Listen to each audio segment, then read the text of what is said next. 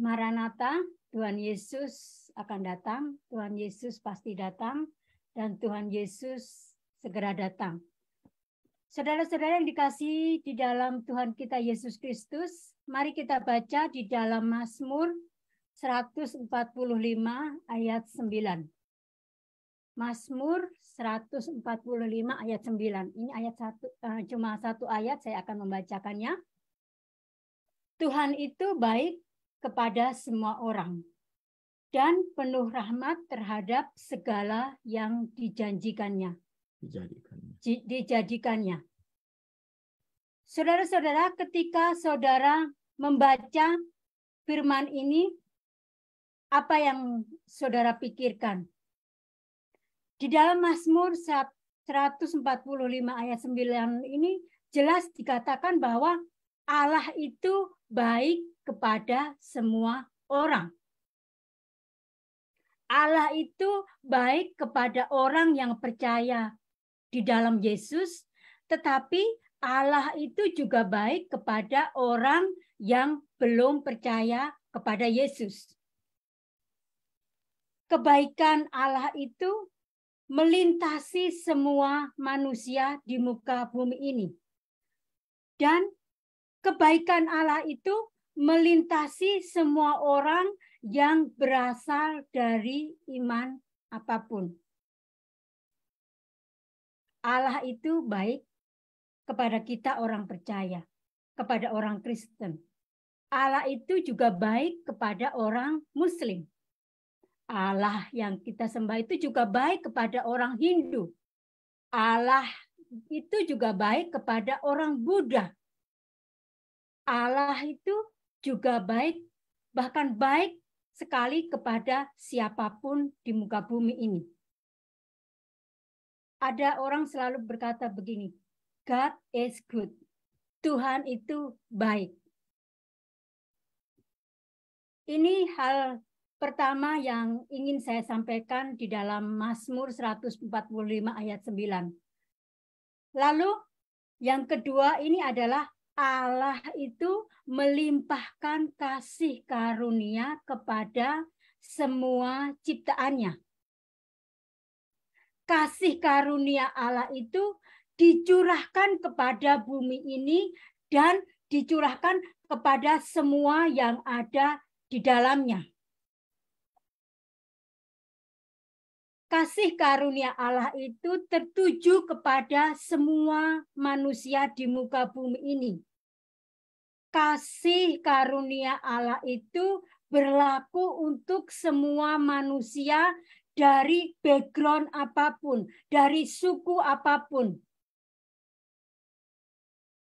Jadi saudara-saudara, di dalam Mazmur 145 ayat 9 itu mau dikatakan bahwa God is good. Kemudian God has grace. Oleh karena itu saudara-saudara, Allah itu baik. Meskipun semua manusia itu sudah berdosa. Meskipun semua manusia itu ada di dalam murka Allah. Tetapi saudara-saudara, manusia itu diberi kesempatan oleh Allah untuk hidup. Mari kita baca di dalam Kejadian 2 ayat 17. Saya akan membacakannya. Kejadian 2 ayat 17.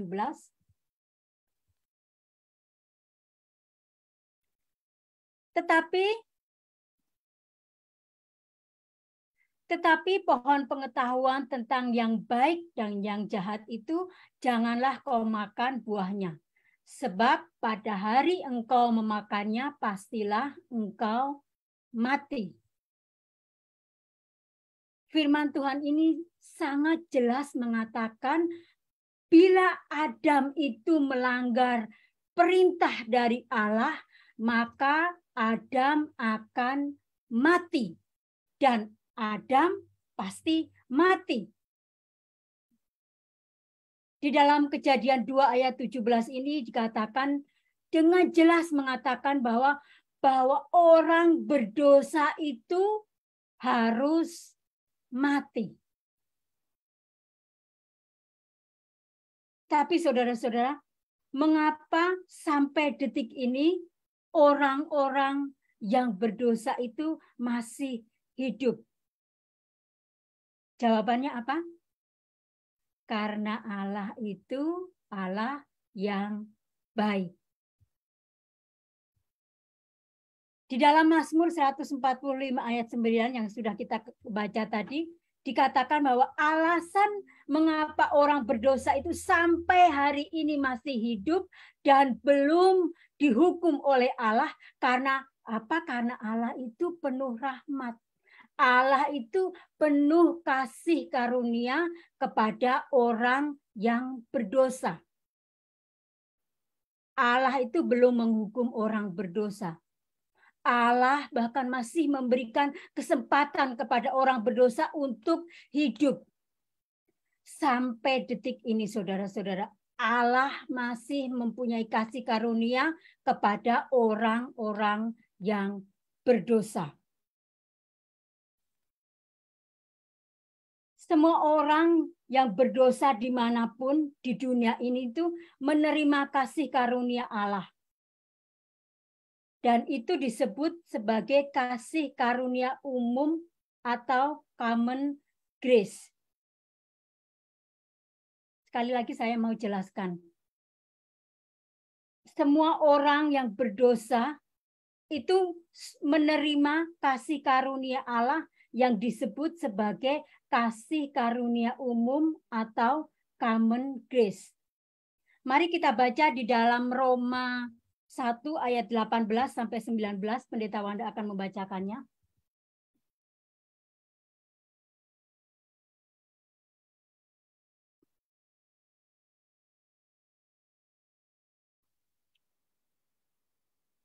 Roma 1 ayat 18 dan 19.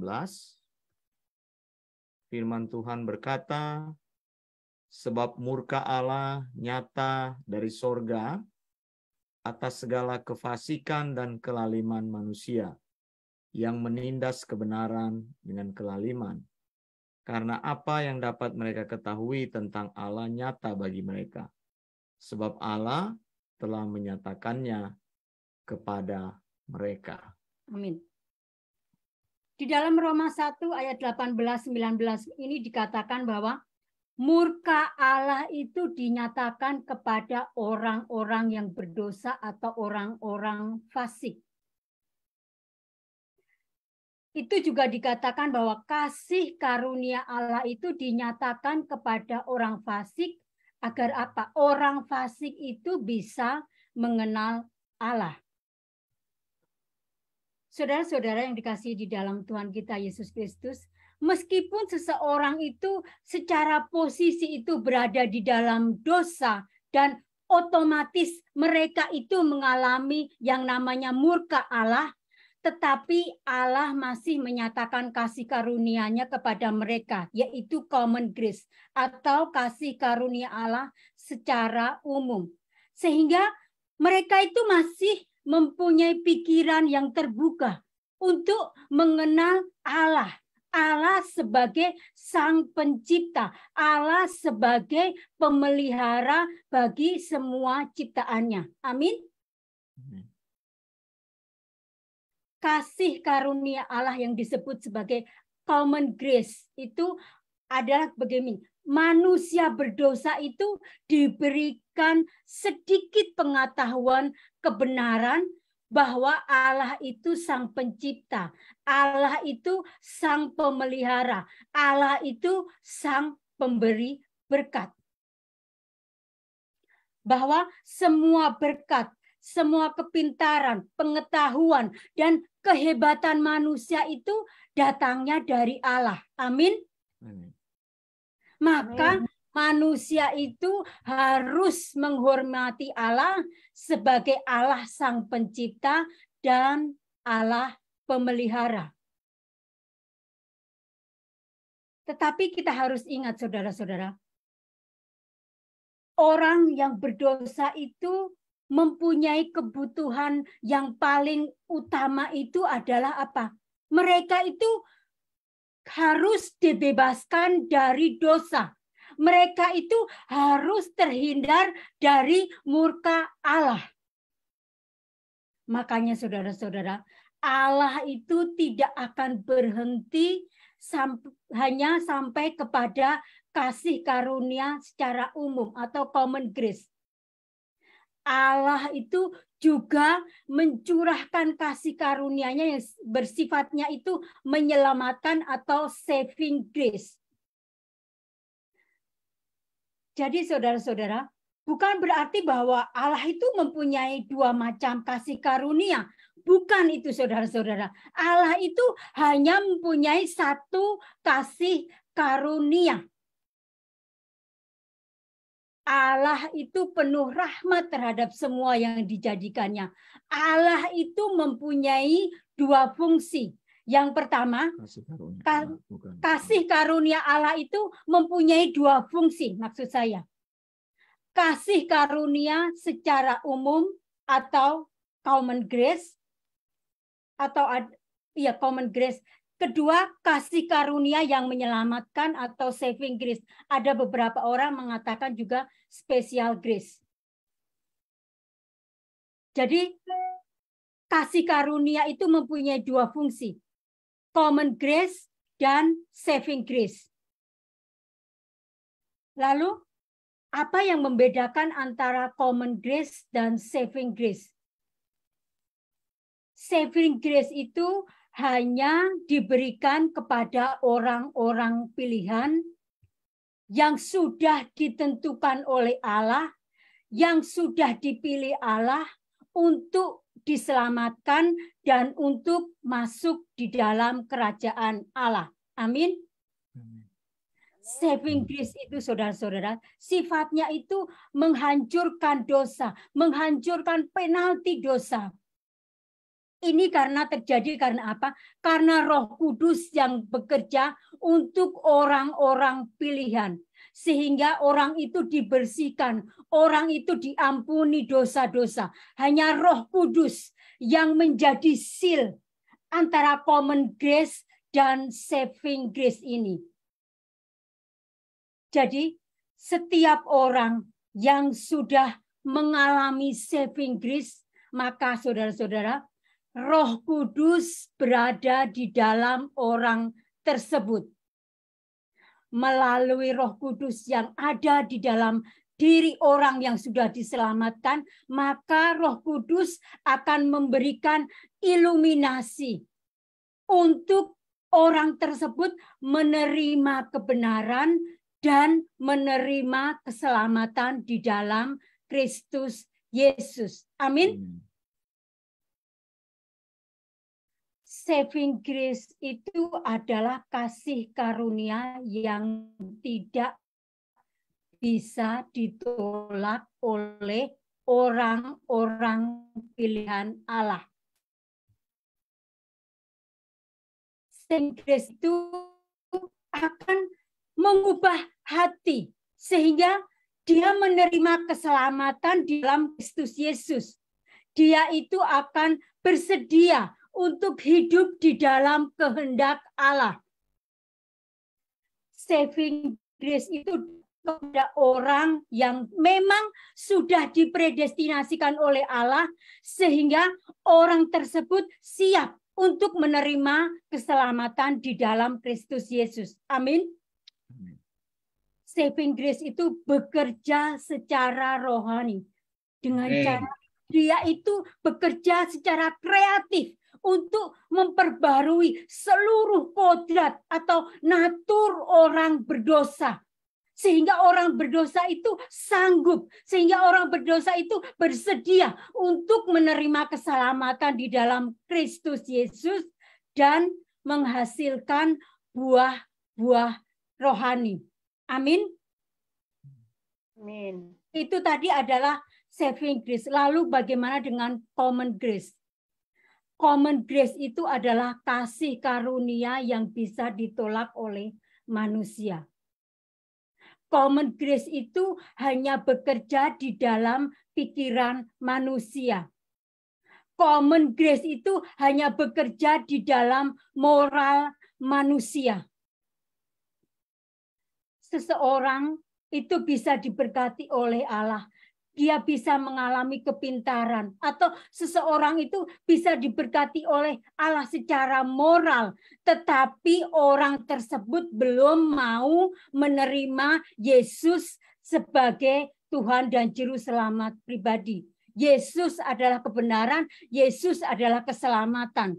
Dan seseorang yang masih berada di dalam common grace itu, mereka itu percaya bahwa Allah itu hanya pencipta. Mereka percaya bahwa mereka itu mempunyai berkat yang melimpah. Mereka juga bisa sangat kaya. Mereka itu juga orang yang sangat mapan di dalam kehidupan ini. Tetapi saudara-saudara, rohani orang yang berada di dalam common grace itu, rohaninya masih tertutup oleh kebenaran.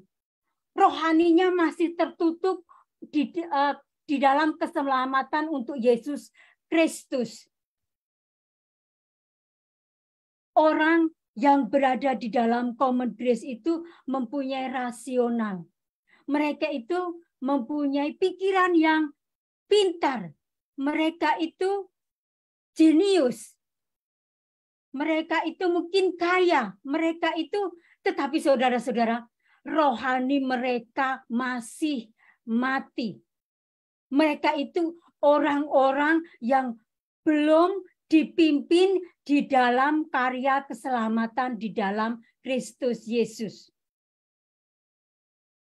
Saudara-saudara, orang yang berada di dalam common grace itu, dia itu hanya memiliki pengetahuan yang secara umum tentang Allah. Mungkin saja orang itu moralnya baik. Mungkin orang itu pintar.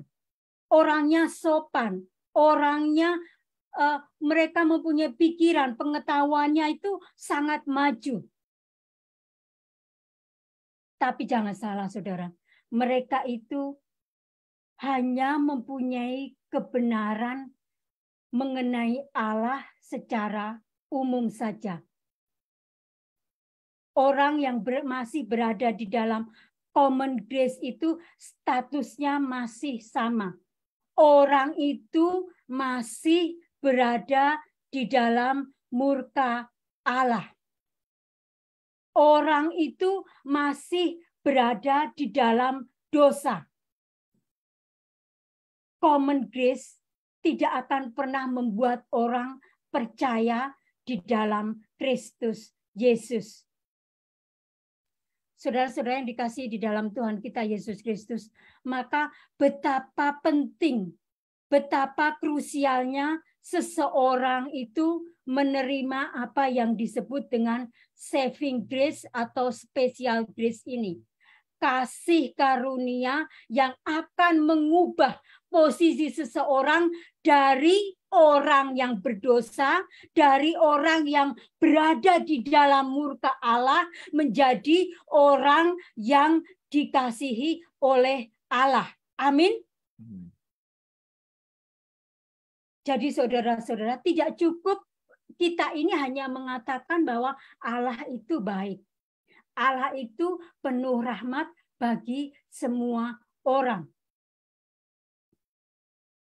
Hal yang sangat penting adalah ketika seseorang itu diselamatkan, maka dia itu berada di dalam saving grace atau special grace. Amin. Mari kita baca di dalam Roma 6 ayat 23.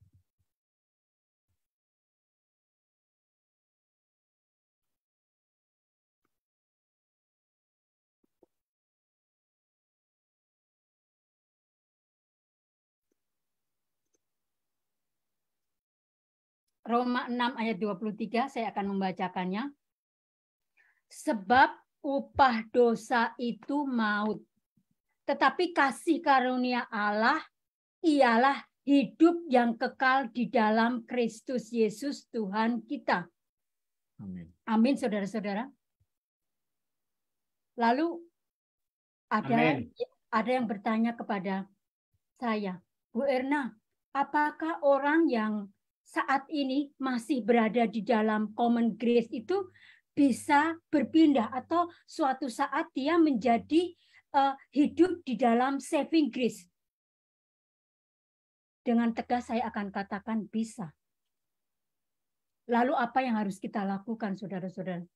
Yang harus kita lakukan adalah kita terus-menerus untuk memberitakan Injil kasih karunia. Karena apa? Ketika kita ini memberitakan Injil kasih karunia, maka terjadi gospel calling. Dan ini adalah Roh Kudus yang akan bekerja, Roh Kudus yang akan mencelikan mata rohani orang yang ketika dia mendengarkan Injil kasih karunia, maka orang itu sadar akan dosanya, orang itu menerima keselamatan di dalam Kristus Yesus. Dan secara otomatis orang tersebut yang dulunya berada di dalam common grace, dia berpindah kepada saving grace. Amin. Mari saudara-saudara, kita harus memberitakan Injil kasih karunia. Kita terus beritakan Injil kasih karunia. Karena saudara-saudara, saat ini adalah saat di mana para pandito ini tidak mengajarkan yang namanya Injil kasih karunia. Kalau saudara mendengar khotbah seperti Henny siapa ya itu namanya, atau Nita Setiawan, atau Gilbert Lumoindong, atau Insinyur Niko, ujung-ujungnya mereka yang khotbahkan itu ujung-ujungnya adalah mujizat, ujung-ujungnya adalah berkat, ujung-ujungnya adalah kelimpahan, ujung-ujungnya adalah kekayaan. Itu bukan Injil kasih karunia. Itu Injil yang sudah ditambahkan, Injil motivasi, Injil yang belly teaching. Jadikan telinga saudara, mata saudara itu biasakan untuk mendengarkan Injil kasih karunia. Karena memang saat ini kita berada di dalam di mana Injil belly teaching ini sudah menguasai gereja. Yang harus kita lakukan adalah kita berdiri teguh, kita meneruskan apa yang sudah Yesus ajarkan, apa yang sudah Yesus lakukan di bumi ini. Ingat saudara-saudara, Injil kasih karunia. Amin. Siapa yang di dalam kehidupannya itu selalu memberitakan Injil kasih karunia? Rasul Paulus. Rasul Paulus sepanjang kehidupannya ketika dia itu menerima saving grace, maka dia hanya memberitakan Injil kasih karunia. Yang dia beritakan itu adalah Kristus, Kristus, dan hanya Kristus. Apakah saudara mau mengikuti jejak seperti Rasul Paulus? Kita harus memberitakan hanya Kristus, in Christ alone.